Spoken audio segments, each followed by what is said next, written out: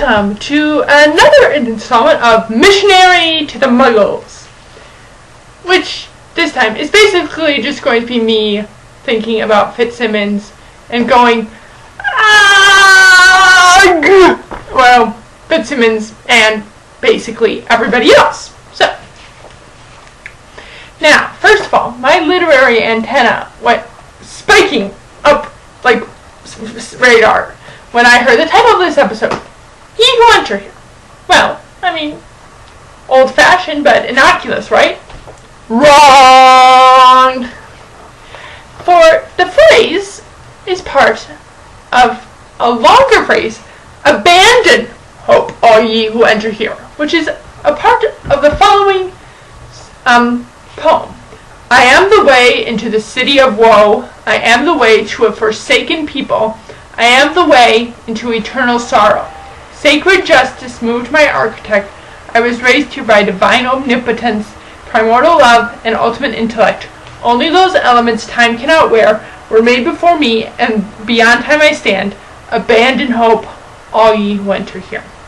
That's from stanza 3 of Dante's Inferno, the first part of his Divine Comedy, translated by John Ciridi. In other words, this edition. Now, the whole part about the second stanza, about sacred justice, divine omnipotence, and ultimate intellect, is probably not relevant here. However, a city of woe, a forsaken people, and eternal sorrow probably are relevant.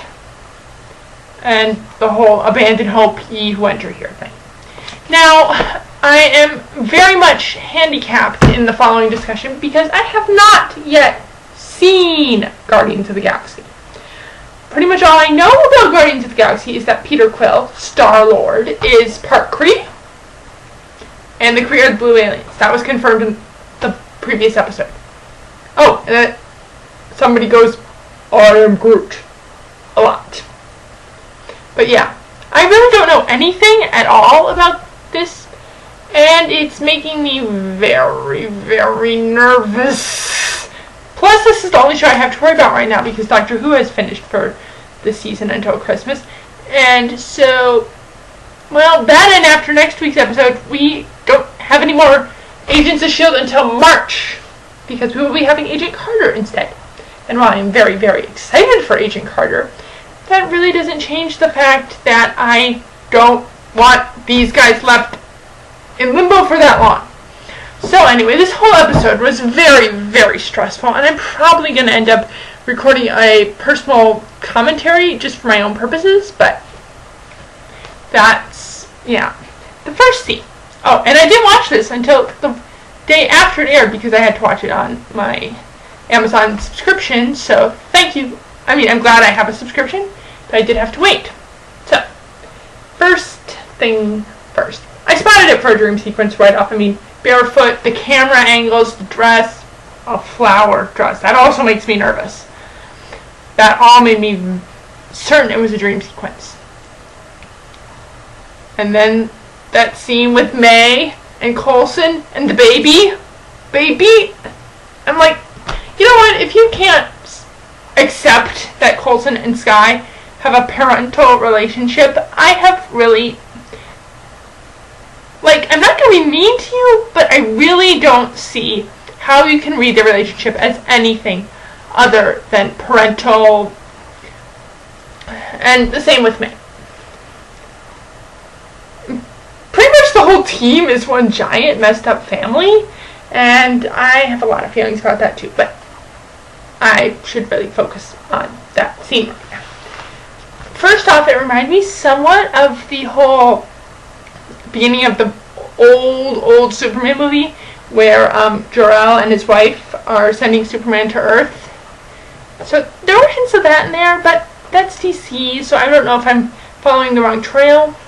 The whole dialogue in that scene was very interesting, and I don't think they would have put a dream sequence of that length in there unless it was relevant. I think the only similar scenes we've had were flashbacks of Ward's brother in the well and Coulson's flashbacks to T.D., which the latter, of course, extremely, extremely important.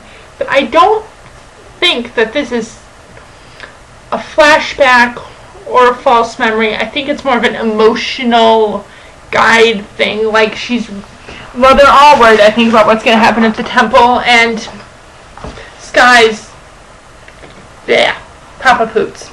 I saw that tag on a post, I think it was by Agents of Frickle Farkle, and that's what I'm calling him, Papa Poots, because he really has no claim to her at all. And I will fight you on that one too. But I think poison tree, poison fruit. That's also an interesting line for her to be hearing from Dream Coulson. I'm sure she's worried about whatever is going on with her papa, and that she has something like that in her veins. I don't know if she thinks he's got Holt syndrome or something, but like seeing those bodies that Papa Boots laid out, episode 2 or 3, something like that, and that would make a lot of people nervous about their genetic history, and especially in Marvel, where you never know what anyone is. So, yeah, and then there was the hug scene before they split up, and I'm just like, yeah, you're a family. And I mean, when Coulson was like, Coulson says, you're not coming to San Juan. And he's like, you don't want her anywhere near the city, do you? It's not the city. I don't want her anywhere near that man. Very wise decision on Coulson's part. Mac's little toy Lola, that was so sweet, and I hope he comes back and gets to finish it and make it fly, because then he probably could get to work on Lola, and I would like that. Besides, flying miniature Lola. Like, that would be so cool. And yeah, I ramble a lot when I'm excited, and it's not helping that I only know 2 people in my area who actually watch the show, and one of them is my 12-year-old brother, and the other is our church's youth pastor. So I really have to watch my enthusiasm levels, I guess, with that. Anyway, so, and yeah, of course, the house burning down thing, Sky may see it. They know it's Ward. They want to bring him to justice. Okay, I guess this is where I'm going to talk about Ward. I feel like I should hold up a warning sign. Do we have any warning signs around here? No. Well, okay, this is what I'm going to say about Ward. I don't know if I can trust anything out of Ward's mouth. Yes, he said he never lied to Sky. And I guess if you want a lens to interpret what he's been doing this season, uniting Sky with Papa Poots would be a fairly rational train of thought to follow. But that doesn't mean he could be doing something and think it's a good thing, and it still can be a very bad thing, and the way he's trying to bring it about can be a bad thing. And I wish more people would just realize that. And no matter what his parents did, no matter what his brother did, you don't burn people alive, or dead, or kill them. You just... If you authorize the use of force against people who tormented you, then where does it end? Where does it end? I mean, Ward's parents tortured Christian, and Christian tortured our Ward, and it doesn't stop that way. It's a cycle, and you can't...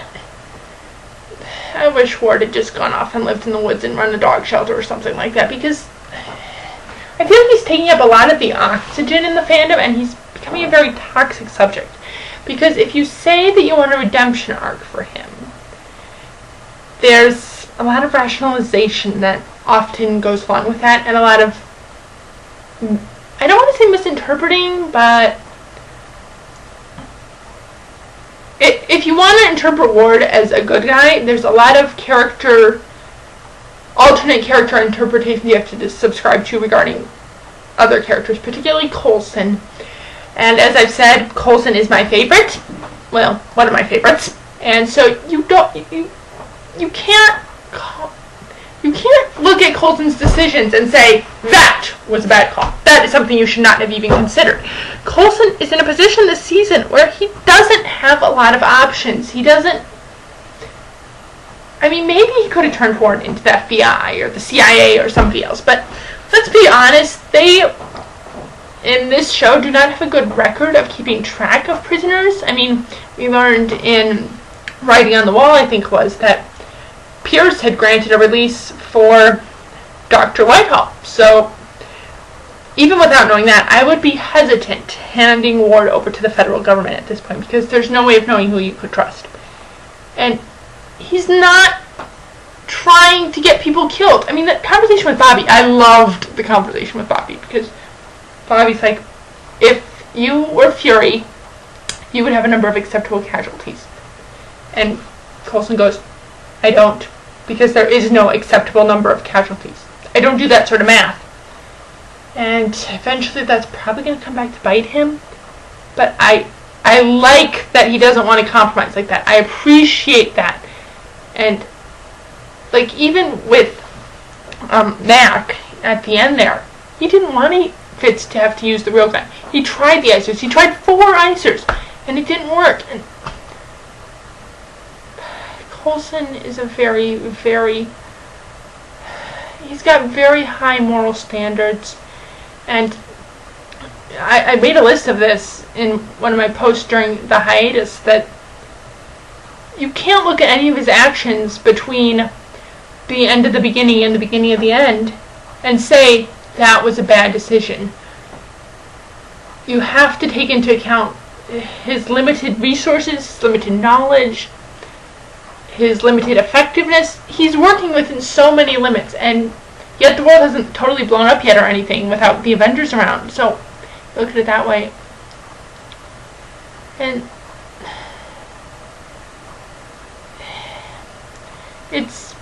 it's the Norse warrior thing, the Norse creed to trust in one's own might and main, and to go down with the gods because they were the gods and they were correct, even when you knew you had no chance of surviving. And it makes me hurt so much, because you look at someone like that and you say, you're doing everything right. You're as good as you're going to get on your own. And nobody really acknowledges that. There's nobody left for him to fall back on, not even May. I mean, he and May aren't like that, but there's nobody that he can just go to and say, can you please take this? It's too heavy. And he has so much going on. Everybody on his team is messed up in one way or another. You got, well, some less messed up than others, but Mac, I don't think he has any major trauma issues apart from working for, a clandestine organization that would probably probably end up in jail if he's found working for them. So you got Mac, who's mostly whole and healthy. You've got Lance and Bobby. Both of whom are good fighters and good workers in unison, but they have this whole I hate you, I love you thing going on, and that's not healthy. You have Trip, who the Sixth Ranger. He's a Sixth Ranger to the original team, and he's doing pretty well, actually. So I'd say actually Trip and Mac are the healthiest members of the team right now, or at least Mac was until the whole glowy city thing incident. And then you get to the original team, and I want to hug everybody and be like, you poor babies, let me give you chocolate, and let me just hug you, and fuzzy blankets, and let me give you therapy and time to talk about everything. Oh my babies, help them. Because, Fitz, he's improving, but he and Simmons can't talk to each other. And after seeing their camaraderie in the first season, how they just, talked over each other, and they understood each other, and now they can't even bear to be in the same room. And that whole conversation in the cargo bay was painful, because I'm sure Fitz thinks it's for the best for him to leave. And then just right after that, she was finishing his sentences for him, and he accepted it, because in the earlier episode, just after she came back, he didn't want her to do that at all, and now in that episode she was thinking right along the lines, and she fit it with him. And 9 days. How long was Fitz in that coma? 9 of the longest days of my life. And during the hiatus, there was this post about one of the earlier episodes where Coulson tells Fitz to wake the team, and the person was like, season 2, Coulson 2 Fitz, wake up. And I kept adding the word son to that. Just wake up, son. Because, I mean, he does, he's the sort of person you picture saying that to a guy in a coma. And I'm sorry, I shouldn't be this invested, but I love them all.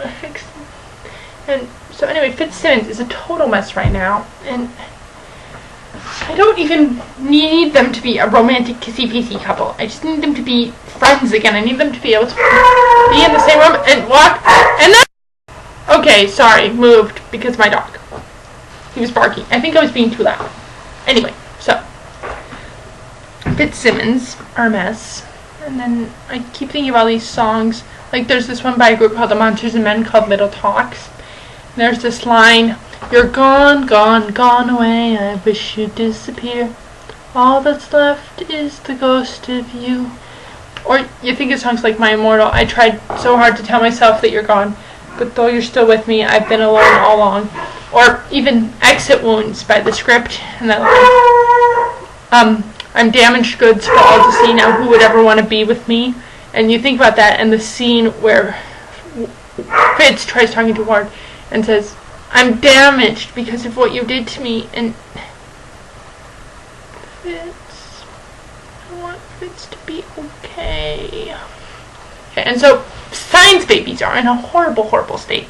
And Gemma seems to be taking it better than Fitz, but I don't know. I think she's going to crack like an egg at some point, and I don't want to see that happen because, like, and there was this post suggestion she's probably going to have like an eating disorder or depression or something, and I don't want her to go through that.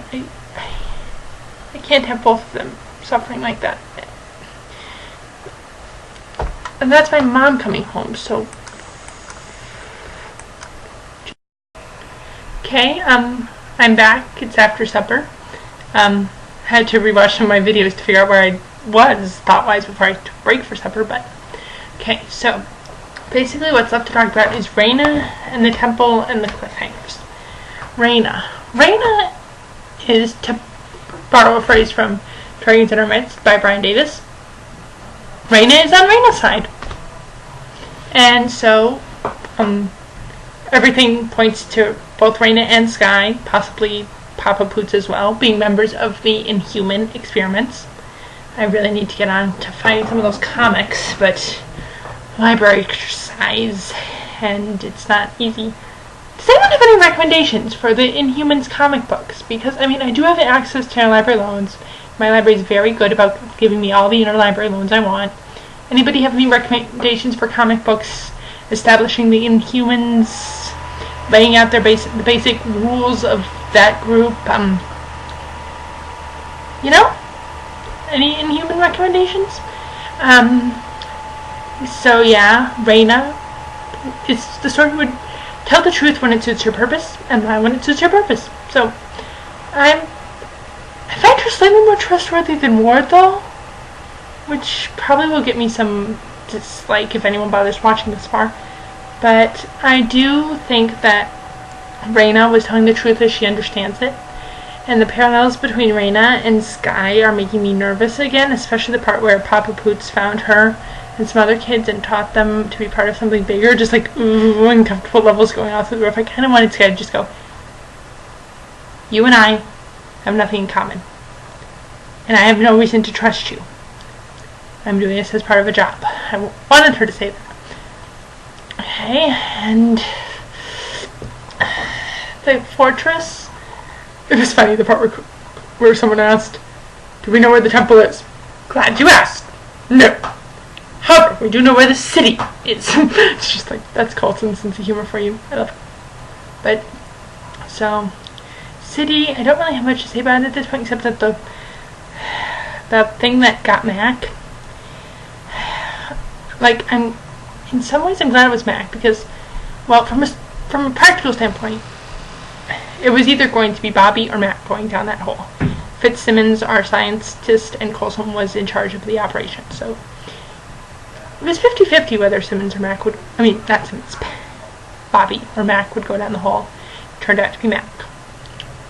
And like that fight, and Simmons with hanging over the edge, like she'd said way back in the well that she had height issues after jumping out of the plane in fits, and after what happened with Ward in Ragtag, she must, like, hanging over a hole again. That must have been like so bad for her and so painful.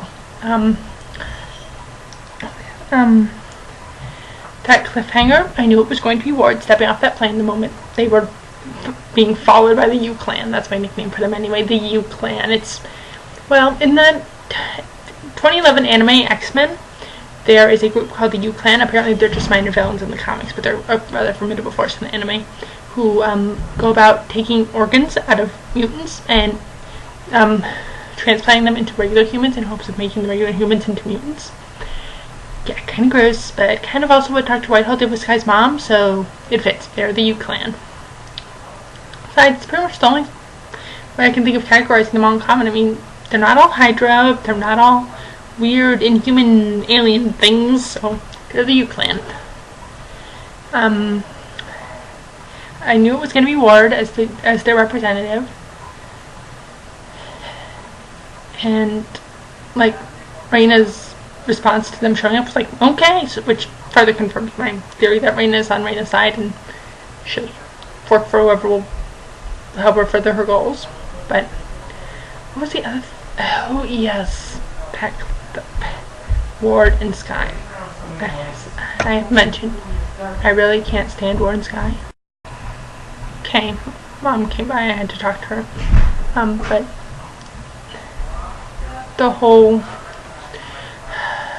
I don't like Ward with Sky. I don't think it's safe. I think what he said to her in the season 1 finale was very much a rape threat, and even if he hadn't said anything untoward there, the whole "you betrayed my whole team" thing makes it a very risky, and I think I'd even go so far as to use the Tumblr favorite word,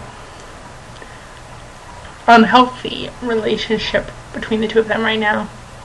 Doesn't mean I don't think they could ever go together, but I do think it's a bad idea at this point, and I don't want them moving in that direction.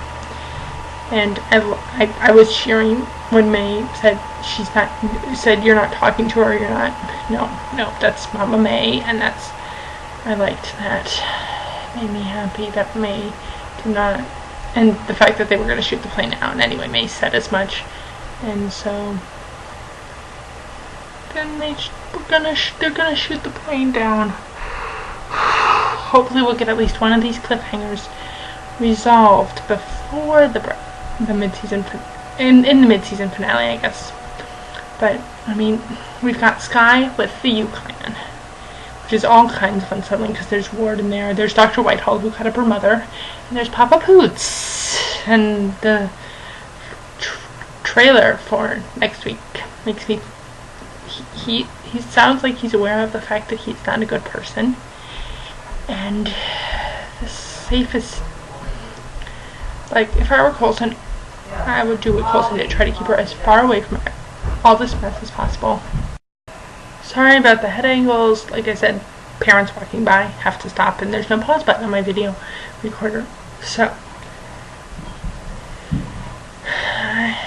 I think Coulson was trying to make the right call by having Sky stay as far away from Papa Poots and Ward as possible, even if he didn't know that Ward had joined Papa Poots. I mean, yeah, if I were Coulson, I just want to keep Sky away from anybody and anything that could possibly hurt her for a while, just because she's already been through a lot of mess, and that's what parents are supposed to do. They're supposed to look out for their kids. So yeah, we got Sky in a very uncomfortable place. Like, I don't even know how she'd fall asleep there. Oof. Papa Poots gives me shivers.